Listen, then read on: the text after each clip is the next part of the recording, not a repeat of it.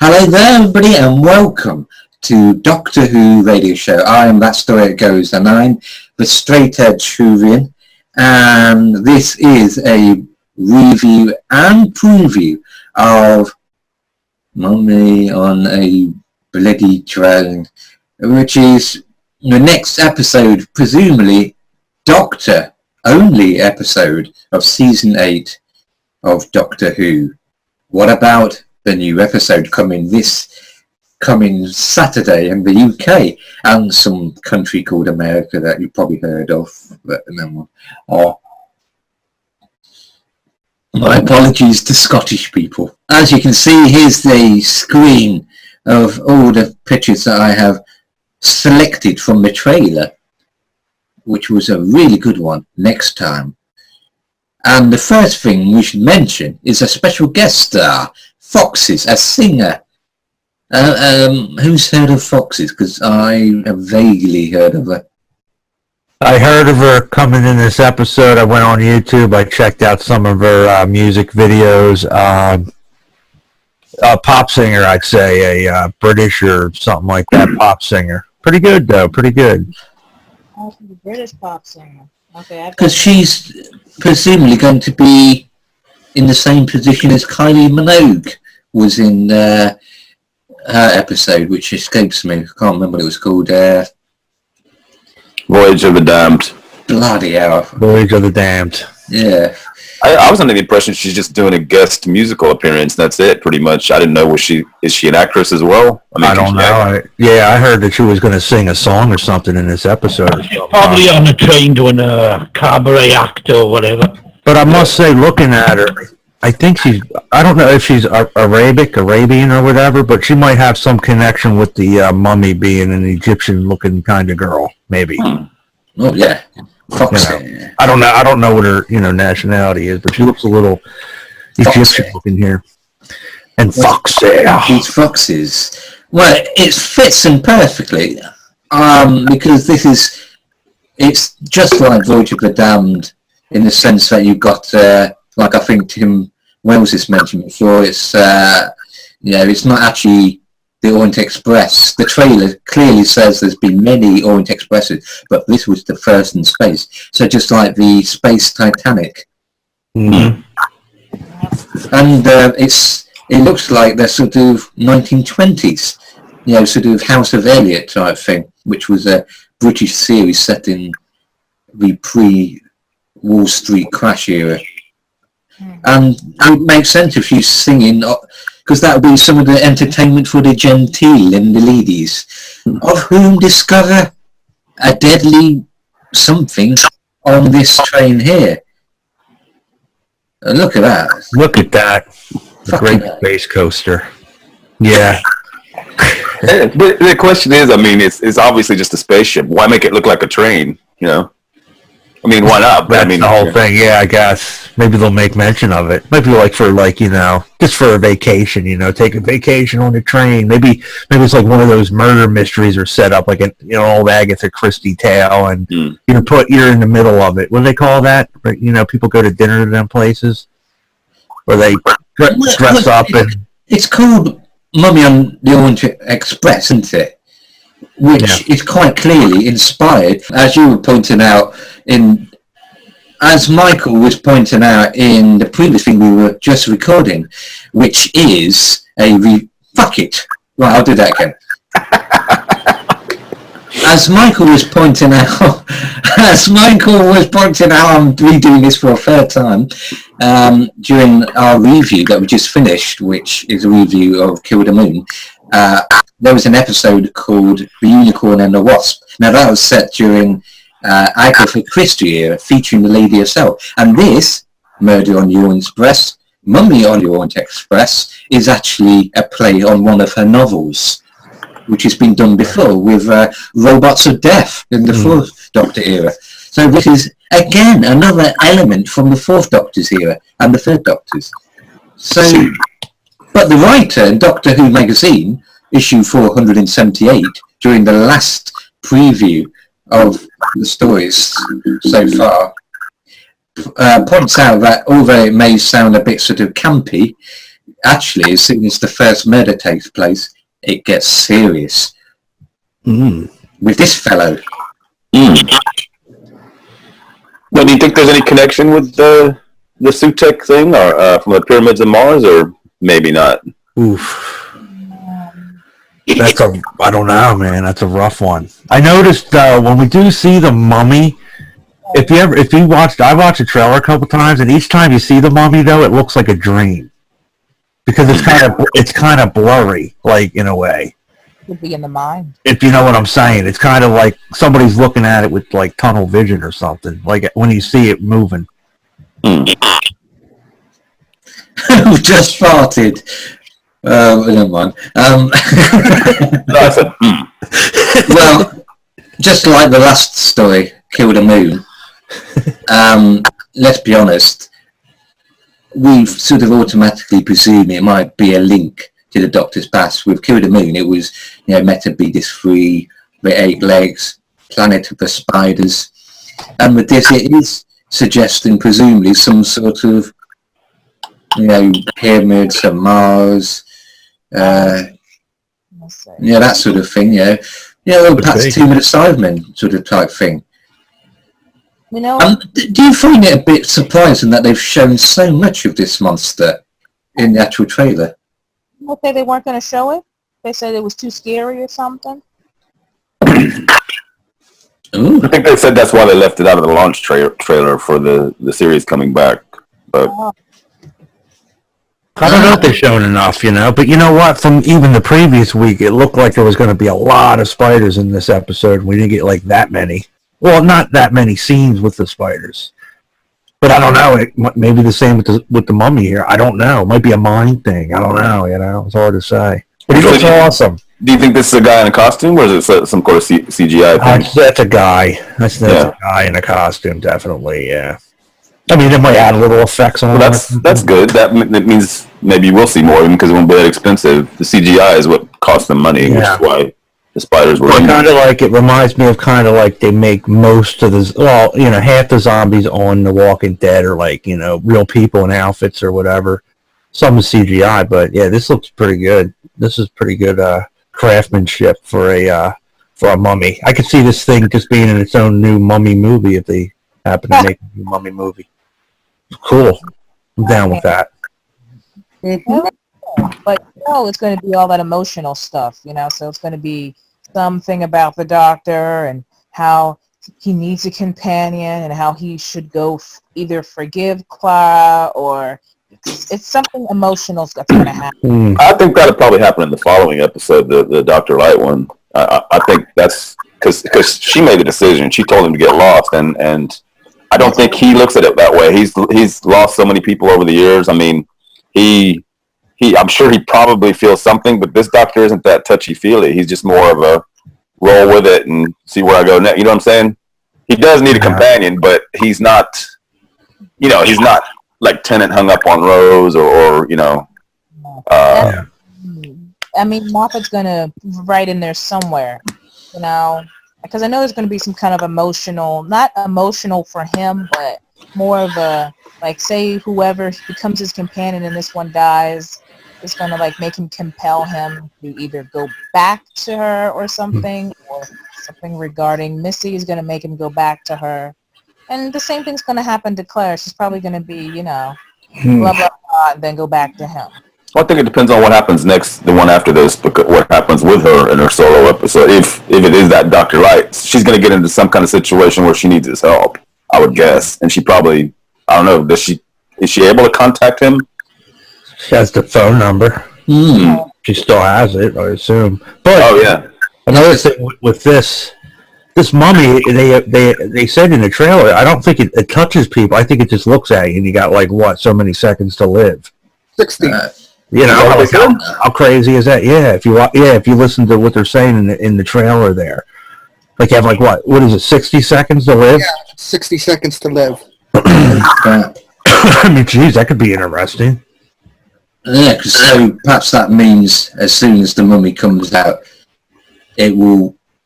It's like a sort of Tutankhamun or that, suggesting that there was a curse, a premonition, that within a certain amount of time, people who dare desecrate and open the sarcophagus. Like looking at the Medusa or something too. Now, as Americans probably aren't aware, there is a well-known comedian called Frank Skinner appearing in a sort of Sylvester McCoy guest star type thing, which wasn't quite popular. Back in the 7th Doctor's era, there were people like Nicholas Parsons and Ken Dodd appearing. And this is Frank Skinner, comedian, appearing as a very working class George Formby. Not George Foreman, because that's a boxer, a black boxer. George Formby, who was a sort of cheeky cockney. It's all turned out right then, doesn't it? Sort of thing. And he's an engineer, sort of playing into the, some bloke sort of shoveling coal into the furnace, but presumably it's going to be sort of done electronically type thing. And this is his guest appearance. So what do you think about this? A Northern Scruffer. No, what have we seen him in? Has he been in anything that we would have seen? Well, he don't make me laugh, that's for sure. Stephen Price is pissed. Oh, Lordy. Oh, what are you upset by? No, I'm not upset for having him in. I don't rate him as a comedian at all. So Well, what has he been in apart from, David Baddiel partnership and football and, his chat show that he's still... Was in the 5-ish Doctors. Was he? Yes, he was, remember he was with Nick Briggs, they were locked in the room. Oh. Yeah, I don't know. I don't know what to make him because I don't really know who he is, honestly. He's gonna talk like Harry Sullivan talks on the Ark of Space. That'd be kind of cool. I like that. Would be. You know how he was talking like old girl and all that? Yeah. I love that kind of talk for some reason.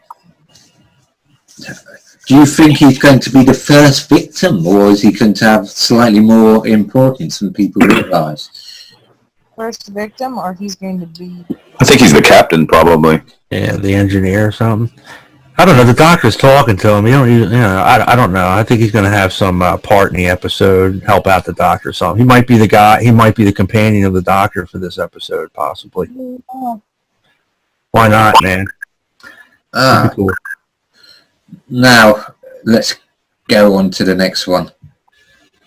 Now, back to the sort of Pyramids and Mars connection. There is his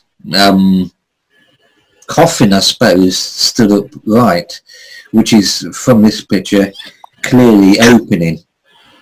Yeah. That does look a little bit period of Mars-y. Marsy. It does. I mean, there could be more than one, in there. I don't know. It's hard to say, but yeah. The Osiris, they're supposed to be an entire race, but you've actually been watching it today, Neo, some of it. What, this one? No. But this is a little bit periods of Marsy. Just a little. I think the coffin, though, looks more realistic. Like one you'd find in a museum or something. Yeah. Mars didn't look that realistic to me. This one looks really realistic to me. Well, it's certainly something. If it's not Sutek and his girlfriends, who do you think it could be? Oh, I don't know. But if it was Sutek, I'd probably have a little bit. Wow, Well, wow. what if the person was related to Sutek? That would be even better. Yeah, I would hope it gets kind of like a mention, even a nod that only some of us could pick up. That'd be pretty cool from the Pyramids of Mars. Yeah, it looks cool. I'm all into caskets and all that jazz, you know.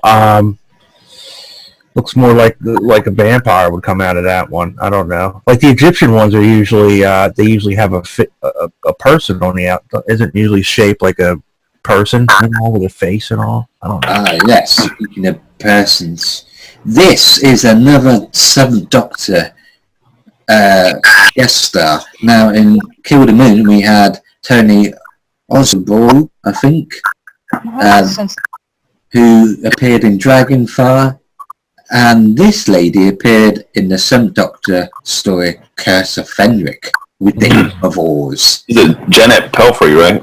Yeah, the one who was warning the two girls, "You wicked, wicked children," before they went down to that, you know, beach place where basically girls go to kiss and fornicate.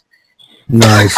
Yeah. You look at it real fast. If you just kind of passively look at the picture, that almost looks like Sylvester McCoy a little. Fornicating, yeah. But yeah, that's the whole point. It was like it was like a euphemism for, you know, if you go down there, just like in Friday the 13th films, you know, you get off. If you get off, then you get off out of life, basically. Oh dear, it sounds like a mummy's trying to break out of the coffin now. No fornicating in the TARDIS, the Doctor said in yesterday's episode, and I keep forgetting to bring that up. I mean, he made that a point to say that. Did he say fornicating? I thought he said flirting, right? Or I don't know. He said he said something that meant sex. yeah. Something that meant sex. Yeah, it usually does. Hanky, maybe? I don't know. It was something like I think it was that. hanky panky. Yeah. Yeah. Yeah, fornicating is hanky panky. Oh, yeah. Yeah. But yeah, he did mention that, man. He wasn't really for that. Which another thumbs up for All his the Doctor. guest stars have been Scottish, yeah. Yeah, she's Scottish. It's quite unless she put she had a Scottish accent in Curse of Fenric. You know, the one who was keeping those. You know, that vicar in Curse of Fenric. She says something, and he says, "I don't think anyone deserves to die," because, you know, dropping bombs on the Germans and all that sort of thing. She was also good in The Singing Detective back in the 80s. Ah. Go on, Tim. Rock and roll. And this bloke who looks like your stereotypical, you know, English upper class. He's actually the captain. Put your glasses on. Yay! Yeah. This all Nightmares Eden. What do you think he has to do with it? Could he, do you think, be the person who brought the mummy back from some sort of tomb that he shouldn't have done? Yeah, I think he did something bad. He did something bad, man. It's all his fault. That's my guess. I'm only judging by looking at him. He did it. It's all him. He brought the mummy. He brought the mummy aboard. Yeah, it just seems to me that if it looks like a sort of weird space type homage to all those movies, you know, Hammer horror type thing, where, you know, you sort of bring something back, and that's basically what happened to Howard Carter. You know, the idea was that he disturbed Tutankhamun's tomb, and, you know, that's why people died, because, you know, he took it from the resting place, which is a constant theme in supernatural stories. You remove a body from a resting place, you basically reap the revenge of the ghost or spirit. And perhaps in this, he's been to another planet on some extra, expedition sort of thing, and he's brought it back. Yeah. I have no idea who he is. Yeah, so that's all the pictures there. Beautiful, man. Beautiful. I wonder if this mummy might actually be an android or clockwork. Could be, yeah, that's what we were talking about earlier. Could be a robot, or it could be a dream. It could be like some or Satan. maybe this ties in with the arc of the where the dead go or something. Like maybe its victims will be shown in wherever that place Missy is or something. It could tie into the overall theme, right? Maybe the Doctor gets a clue as to what's going on. Because in Kill the Moon, you didn't see Missy at the end. Right. So she's got to be in this one at the end. She's in the following episode. Is she? I think so. Assuming she is, yeah. It should be very interesting. But I would let's sort of do a little sort of hands up, if you like. Who thinks that elements from each of the stories are going to have a part in the season finale? You know, aspects. I don't know. Well, something from each of the stories. I mean, geez, I don't know. I wouldn't say each of them. I would say just the ones that you've actually seen Missy or her assistant in. Maybe a couple that we missed something in the background or focus on. I don't know. I don't know every. The theme does seem to be death of some sort or another. Androids. Yeah. Mummies. And mummies. And Missy. Missy is the mother of the androids, according to the Cybermen, and she seems to be collecting people for some purpose, just like death collects people at the end. So, deep breath, and you've got some of the story titles near the end of the season do sound sort of deathy, weffy, woo type thing. And this is a mummy, so you might need to hold on to your mummy, ladies and gentlemen, as you watch this. But until next time, I have been That's the Way It Goes, and I'm here on Doctor Who radio show, and these lovely people, in no particular discernible mummy-tastic pyramids of Marzi type way. Yes. Michael Shannon here, and thanks, Dave, for having me on board this wonderful trip. Texas, and thank you, Dave. Human Dice Worlds UK. Lovely. Neo going bye-bye. Thank you, Neil. Last but not least of all, the B-Man. Yes. I don't think you think Brian said nothing this whole episode, did you? Well, not anticipated for Mummy on the Orient Express, the new episode of Doctor Who, coming soon to the UK, 8:30 British Greenwich Mean Time. But until next time, keep whoing. Choo choo. Chugga chugga chugga chugga chugga.